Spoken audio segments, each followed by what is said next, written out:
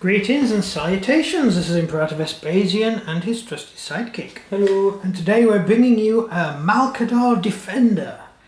What do we know about the Malcador Defender? It fires mortar rounds. Yeah, pretty much. Yeah. Right, the Malcador Defender is a tank. It's probably the oldest tank you will find in 40k. These things were used, or the chassis was used during the Heresy. This is a Heresy era tank. When you read in the Heresy books and there's talk of tanks, and well, these are the tanks talking about. This is the assault variant. It's got a solid cab with heavy bolters all around it.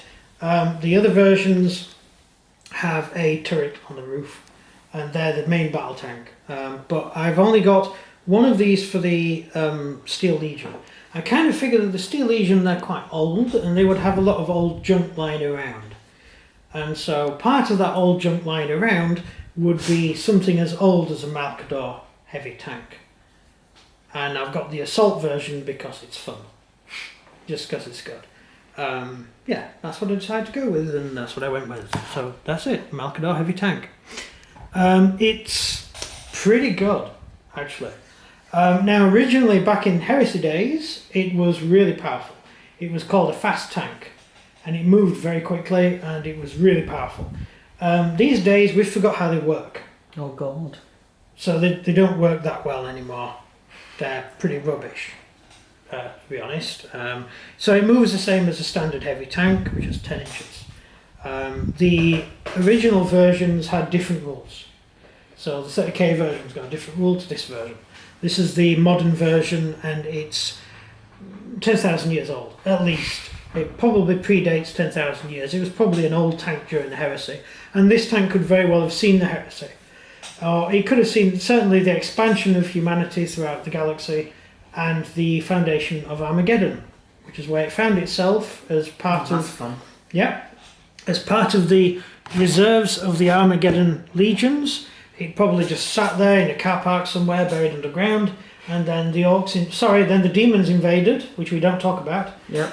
And then the orcs invaded, and then the orcs invaded again, and that's why this tank's still around. It managed to survive all those battles, and it's here to this day. Malcador heavy tank. Right, so it's okay. It's not the best tank in the world. It's quite expensive for what it is, but it is a heavy tank, so. It's got 18 wounds. That's right. Yeah, it's hardly Macarius, is it? No. No. 3+ save, though, because it's got additional armor plates, which is pretty good.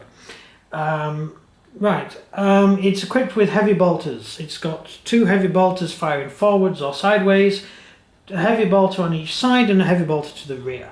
It's also got 2 autocannon. I decided to stick with the original armaments for this one, and it's got a demolisher cannon mounted on the front. And this is designed as an infantry support tank or breakthrough tank.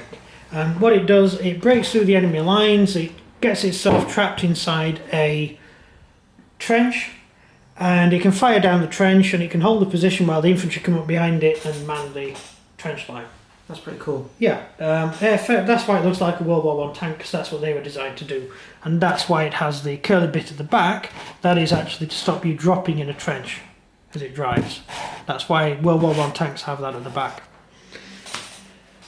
It's to stop you from slipping down. Pretty good, isn't it? Really good design. Yeah, this is pretty good. So, because, luckily, it is part of the Steel Legion, it has industrial efficiency. Oh. It means that anything firing at it with a -1 AV has a minus AV of 0. Oh. Which is the same as the other tank we just did. Industrial efficiency is a relatively useful skill. Some Imperial Guard regiments have the ability to fire more than one shot in the first turn. Like they get a rapid fire first turn, stuff like that. I'm not sure what Cadians get, but tanks are all different. And this one's pretty good, and I don't mind it. It's got pretty good anti-infantry firepower. It's got a demolisher which demolishes. It's a strength 10 weapon, does d6 damage. Oof. pretty good, and it fires D6 rounds. It's devastating. Although in 9th edition, blast templates appear to be making a comeback, but I don't know how that gels with 8th. I think it's silly.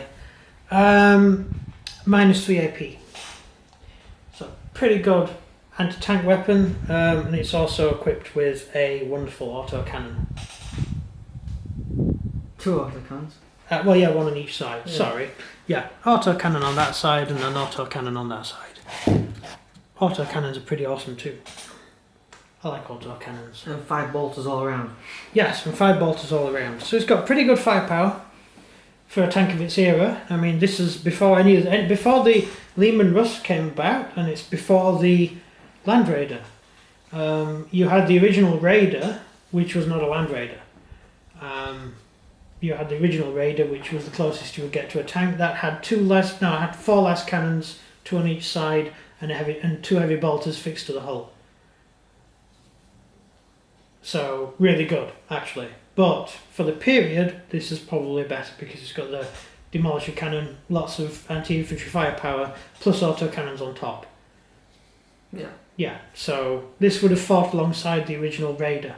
Not the Land Raider, the Raider, the Mark 1. So that's pretty good. Pretty good going. Yeah, and it's of course named after Malcador, who was, at the time this tank was the main tank, the deputy to the Emperor. He was the Lord Consul, wasn't he? Or he effectively ran the Empire while the Emperor was sat on the Golden Throne, keeping the door shut to the demon worlds. Yeah, pretty much. Yeah. Right, so that's basically all I've got to say about that one. Have you got anything you want to say? Kind of did most of that in the video. Hmm? Kind of did that most of the questions inside the video. Yeah, we did. It's decent, though. It's decent. Yeah. It's an entirely built thing. It's put together out of junk. We've had absolutely nothing to do during the plague, so I made some Malcadors. I made quite a few. And this one is the only one for the Steel Legion, which is why I'm doing this one now. Because it's just a support vehicle for the Steel Legion. I just thought it fitted in with their ethos. Yeah. Which is the kind of thing the Steel Legion would use. Hit and run attack. Yeah, it's pretty decent. And also, it's for line breaking. So it's for getting in there, opening up an enemy position so your troops can get through. And flooding it. Yeah. And covering your troops while you do it. It's based really on the Whippet, the World War I Whippet tank, which looked more or less exactly like this. It was a tank with machine guns mounted all the way around the roof, which is quite good. A little bit of mother tank in it as well, with the side sponsons, of course. There were 3 versions of the Malcador that came out. There's a flamethrower version and a standard tank version, which is quite good. And you will see them coming up shortly if you keep a lookout for them. But they're not in the Steel Legion, because the Steel Legion only has 1 Malcador, and that's this one. No, That's it. I think so. If you enjoyed this video, please like and comment. Make sure to please do like and press subscribe, and please click notification bell, and leave comments down below if you have any questions about the Malcador Defender. Yeah, so it's goodbye from me. And goodbye from him. Goodbye. See ya.